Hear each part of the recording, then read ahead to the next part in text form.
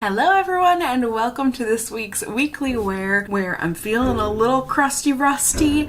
It's been at least 2 or 3 weeks since I've not only filmed a foundation video but also just like since I've worn any amount of makeup beyond concealer and brow gel. It's been one of those kinds of months. So I've got a foundation though today. I am ready to hop back into it. Let's go. Let's do this. And I've got this one, this new one from Mercier. This is the Real Flawless Weightless Perfecting Foundation. For 1 fluid ounce of product, it is $48. So it does have that Mercier price tag to it. There are 30 shades available here. Based on the tiles, it looks okay, but definitely lacking in the deeper shades.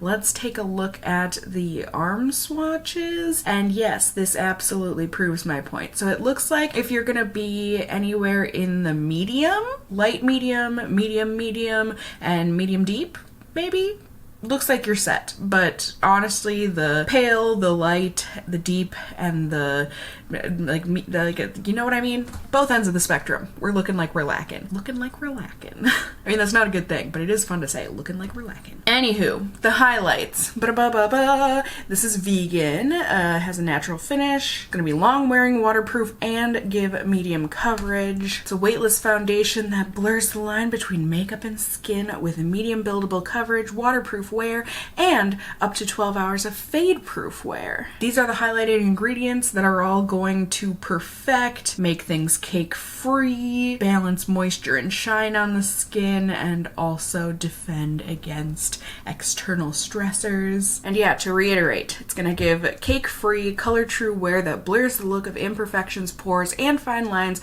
while improving skin tone and texture immediately and over time. It's also suitable for all skin types, even sensitive. To use, it looks like basically use it like a foundation. They say to apply with a brush. For optimal wear, they are promoting selling more of their products. So it looks like, unless I'm missing something, which is absolutely possible, 1 to 2 pumps and then use a brush.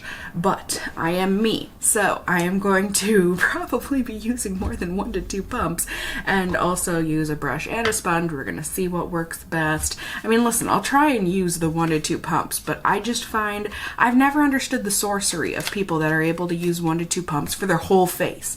I can't even get it to blend that far. And I think I've got a small head, so I don't know. What am I doing wrong? I don't know, but here we go. Here is the bottle. I think it's a really nice looking bottle. I like the shape of it, the oval, but it's like a rectangular oval, if you get what I'm saying, the elongated sides. It's a glass bottle that they say is recyclable. I got the shade 1N2 Vanille. Do you pronounce it that way instead of Vanille? I don't know. Either way, it didn't say to shake it, but it's a foundation. It's in a bottle. I'm gonna shake it. Habits, they die hard. Let's get started. We'll get you a little more zoomed in on my face. You can see what we're working with here. I've got stuff going on for sure. A mixture of depression and human skin. So we've got blemishes, we've got imperfections. Let's go ahead and see how this foundation looks on them. So we are gonna take off the cap. I'm really liking the bottle with the white and the gold and the, anyone else? I don't know, something about it. It's just nice. It's just nice. So let's see, we're gonna try, I'll try 1 to 2 pumps for one side of my face. How about that? Oh, okay, okay. But like, this is 1 to 2 pumps for a full face? I don't know, my friends. They didn't say anything about it being serum-y, right? But this has got a very serum feel to it. It's very liquidy, very kind of, it's got that like silicone slip to it. Maybe not silicone, but you know, that kind of an oily slip to it. And we're gonna go ahead and try the brush on one side of the face. I have washed and moisturized everything, my skin, but I am not using primer today. We're just gonna go ahead and test the foundation on its own. Okay, this does actually seem to be spreading quite nicely. But like, do you see what I mean? This was 1 to 2 pumps, and like, this is perfect for this half of my face. I don't think that's like an overuse of product personally, but I know you all have your opinions, which you are absolutely allowed to have, and clearly even Laura Mercier says this is enough for your whole face, so I'm clearly doing something wrong. But either way, here it is. It is blending out really nicely and definitely giving, I would say, a light medium coverage, but it definitely helped to even things out on my skin, take away some redness. We can still see blemishes peeking through, and it doesn't look like it blended great into my nose pores, but it certainly did something. And I think the shade match might be a good one for me. So this is exciting. I think it looks really nice, to be completely honest. So I'm gonna go ahead and I don't know that I'm in love with the pump of this. It's very sudden. I would rather it wasn't, but you know, some of us don't have control over our pumps, right? At least that's what I hear. At least the pump gives out product. I gotta give it that credit now. Let's see how this does with a sponge. See how it blends. Ooh, that's looking lovely. I have high hopes that this will do better in my nose pores with a sponge, but let's take a look.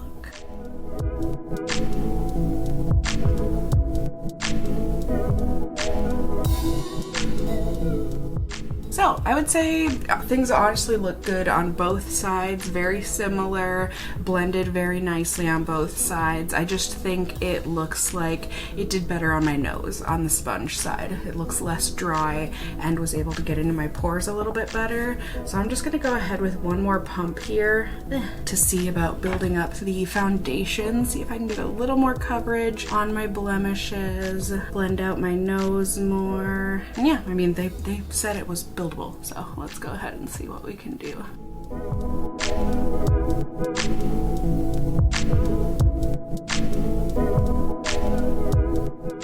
Alrighty, was definitely able to build that up. I think I was able to get it to be, you know, a medium coverage, and I think some blemishes and stuff are still peeking through, but not bad, and it just looks nice and light and natural on the skin. I think I was able to get it into my nose pores a little bit better with the Brush Plus sponge, and overall, yeah, I just think it looks nice and light and natural. Maybe a little dry in a couple areas, but overall, I am not mad at it. Certainly curious to see how it plays with my oils through the day once those start coming through, just because this has an oilier texture to it when going on. I'm scared that it's gonna slip slide off, but it doesn't feel like it's necessarily gonna slip slide off, so time will tell, we shall see, and I will bring you those results in just a second here. Ready? Ding! Hello everyone, good evening. It's not the end of the night here, but I just got home from doing my volunteer shift, so yes, I am wearing something different, and I'm also ready to take off my makeup and any remaining cat hair that is on my face from the shelter. I also think I don't have a lot of foundation left on my face. So let's take a look at what we got going on together, and then we will continue on. So just like I suspected, it looks like the foundation is pretty much gone from my chin and my nose, mainly the nostrils and the tip of my nose and my mustache area, which is kind of where, you know, the cats like to rub on. But otherwise, on my forehead and my cheeks and whatnot, it looks really nice and soft and blurred. I think I'm pretty happy with the way it looks in there. It's felt lightweight. It just feels a little bit, mostly in the oily area. I think on my nose was mainly where I was feeling this way, but it has that oily slip to it where I felt like it was wiping off and I was noticing transfer. But like I said, on my cheeks and my forehead, feels decently secure. So here's how things are looking now. I will wear it for much longer on subsequent days here of testing for you. We'll try it with primers and concealers as well, and then I will give you my final verdict. So I'm gonna get to testing and I'll be right back with the results. Ready? Ding! Hello everyone, good evening. It's the end of the night here on day 3 of testing. My, how time flies when you are putting foundations to the test. Am I right? Am I right? Sometimes. sometimes. So let me go ahead and let you guys know what my results were from the past couple of days here. Starting with day 2, I went ahead and used my Skin Ink primer for a more mattified base, as well as my Too Faced full cover concealer and a brush and a sponge to apply the foundation and whatnot.